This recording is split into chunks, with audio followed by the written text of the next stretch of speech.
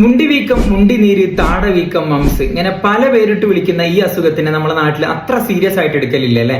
ഇതിൽ വളരെ അപൂർവമായിട്ടുണ്ടാകുന്ന കുറച്ച് കോംപ്ലിക്കേഷൻസ് ഉണ്ട്. അതെന്തൊക്കെയാന്നുള്ളത് മനസ്സിലാക്കി വെക്കുന്നത് നല്ലതാണ്.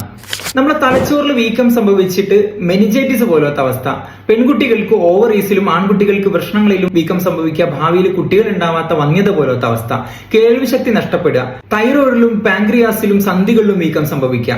മംസ് വരുന്ന എല്ലാവർക്കൊന്നും ഈ ബുദ്ധിമുട്ടുകൾ ഉണ്ടാവുമെന്ന് ഞാൻ ഒരിക്കലും പറയുന്നില്ല.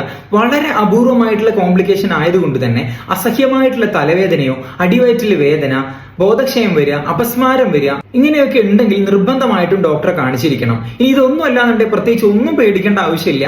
തൽക്കാലം പനിയും വേദനയുണ്ട്, അതിനുള്ള മരുന്നുകൾ മാത്രം കഴിക്കുക. വീക്കുള്ള ഭാഗത്ത് തണുപ്പും ചൂടും മാറ്റി വെച്ച് കൊടുക്കുക.